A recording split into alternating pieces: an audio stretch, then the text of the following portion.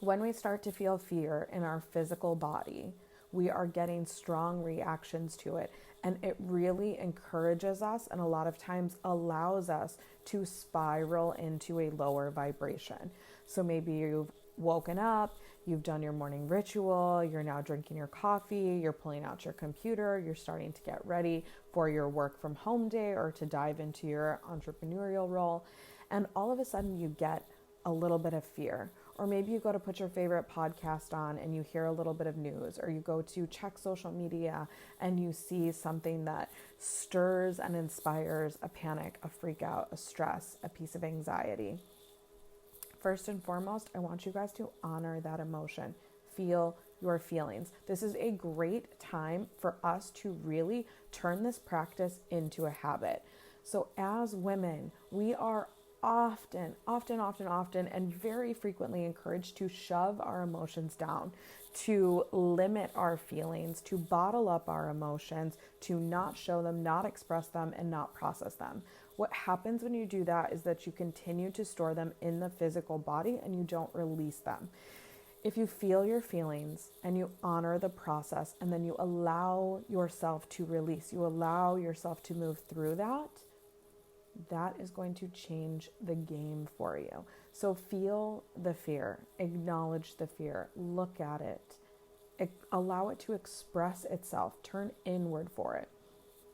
If you do not have the time to process it in that moment, maybe you have a Zoom call you have to jump on, or you really need to get some work done for the next few hours, write it down. Write down the fear that came up for you. Write down the thing that inspired that fear. Write down the rabbit hole that you just went down around that fear. Purging it from the physical body by writing it allows you to start the process of release and the process of transmutation.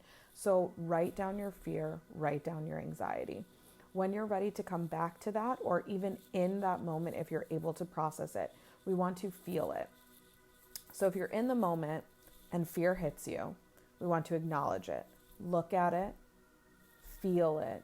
And then as soon as it starts to dissipate, because fear and anger and stress and anxiety, they do start to dissipate both physically and energetically. Once it starts to dissipate, even if it's just a tiny little hair, tiny edge, tiny crack, tiny little dust speck, once it starts to dissipate, allow it. Allow yourself to accept that process, that it is moving from you and through you and out of you. And then ask yourself, what would feel better? What is truer? What is more aligned? What is the direction that I want to go in? Running out of things like diapers or formula or baby wipes, that's triggering for me. That brings up a fear, that brings up anxiety. So in the moment, if I have time and I am able to, if I'm not jumping on a client call or if I don't have a scheduled live stream and I'm able to process in the moment, I look at that fear. I honor that anxiety. I feel that stress. As soon as it starts to dissipate, as soon as my mind wanders to something else, I start getting excited about something else. Maybe I get hungry. Maybe I'm excited to send an email to a client. I allow it to start to dissipate. I will purge it out by writing, or I will acknowledge and think through that as it's starting to dissipate and lessen even in that moment. Writing things out and then crossing them out or burning them is a really, really supportive practice for me and many of the women that I work with. So I would highly encourage you guys to try out a couple of these techniques and really make note of what works for you specifically. So it's not just taking someone else's practice word for word, line by line, checking it off. You don't just want to meditate and journal and pull a card and sit with a crystal because I gave that as an example, or another spiritual teacher or leader tells you that that's a solution. You want to take those things, try them on, shift them, pivot around through them, make them your own, and then make note of what works and what doesn't. So you can consistently and constantly shift more towards what works and build your own process.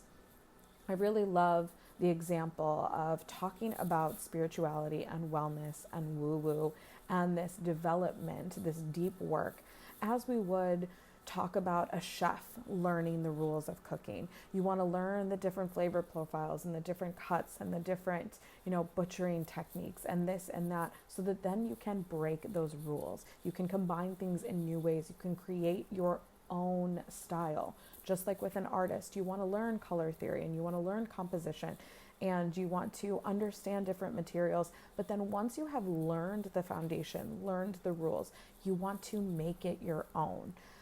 I really, really encourage you to utilize this time, this space, this experience to start to integrate these things, but then also digest and pivot and try different things, and then continue to align and align and align and ask yourself more and more and more what serves you, what really, really works for you. So my fear has come up. It's been inspired in me. I look at it. I honor it. I feel it. I like to acknowledge where in my physical and energetic body I'm feeling that fear or that anxiety or that burden. Is that in my third eye? Is that in my heart? Is that attacking my root chakra because it's affecting my belief in financial stability, and it's bringing me back down to that first level of Maslow's hierarchy of feeling like money is a stability and security issue versus a heart issue. I've actually taken money and pulled it out of the root chakra and put it into the heart chakra, put it into the third eye chakra. And when I see a trigger like that, it drops money right back down to my root chakra, right back down to the physical feeling in my body of being unsafe and not having the finances that I need to take care of myself and take care of my family. So I'm honoring that fear. I'm feeling it. I'm acknowledging it. I'm looking at it. And I'm starting to purge it out. As I start to name it, as I start to write it, and then cross things out as I start to move through them, as I start to visualize that experience and then consciously shift, I'm starting to release the fear. The next stage for me is reprogramming. So each of the things that I have written or that I have consciously pulled out, I want to choose to feel differently, choose a different story, choose a different path, choose a different vibration, and then continue to do the work to vibrationally align with my new vibration, my intended vibration, that which is better, that which is higher, that which is more aligned, a higher vibration than fear. So for instance, if I am utilizing the example of the grocery store and the lack and watching other people consume in mass quantities and having that fear, I start to acknowledge it and then I move through it and decide to feel something different, decide to tell a different story. So I come back to the space of, I have tons of food in my freezer. I have been intentional about purchasing not too much because I want to honor other people's needs, but I have baby formula. I'm also able to feed my baby myself. I'm able to make lactation cookies here.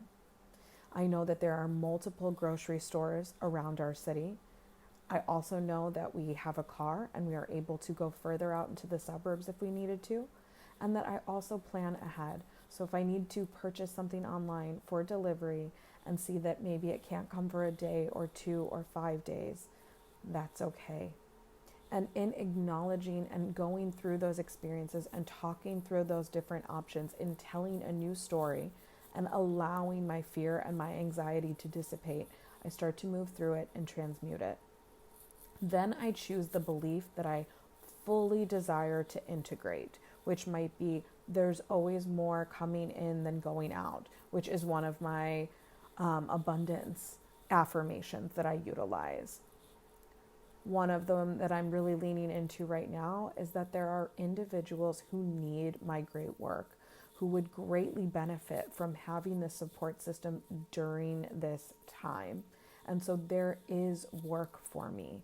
My coaching practice is going to continue to grow and my abundance is going to continue flowing. I am an energetic match for my desired clients and my desired level of abundance. I know that I'm able to take care of myself and my family. I know that I'm able to cook with the food that I have here. I know that we look ahead. I know that we're planning. And I am able to move that stress and anxiety out from my physical body and beyond my auric field. I am lowering my cortisol by having this conscious conversation with myself. And I am taking away the intensity by leaning into it, looking at it, processing it, dealing with it, and then choosing to shift, choosing to feel different, and choosing to call in a higher, more aligned vibration. So after I do that conscious work, then I also want to elevate my vibration even more than that. Because sometimes it's more than just my body, it's more than just my mind, it's my energy. And so I am supporting myself by really leaning into feeling good. So that might be an ecstatic dance practice. That might be heating up a cup of tea and sitting down intentionally with two hands on that cup, feeling into the warmth and support. That might be playing my favorite song from one of my favorite spiritual teachers and really listening to that. That might be opening up my bottle of Ormus and utilizing a dropper of that and sitting for 5 minutes and doing a breath practice. That might be looking at a beautiful piece of artwork. It might be changing into a comfy sweater. It might be just putting red lipstick on. But I choose to lean into something and take an active action towards feeling good, towards elevating my vibration, towards feeling what I desire to feel instead of what came up for me. I am consciously choosing the vibration that I desire to be in. And then I am partnering that with my desired affirmation or my new mental shift. So I start leaning into there's always more coming in than going out. My practice is valuable before, during, and after this situation. I'm able to take care of my family. I both plan ahead and am respectful of others in this situation. I'm doing my part.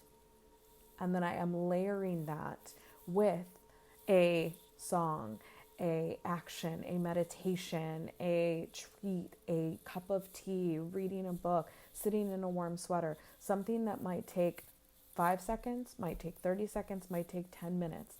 But I am choosing to shift my mindset and shift my vibration.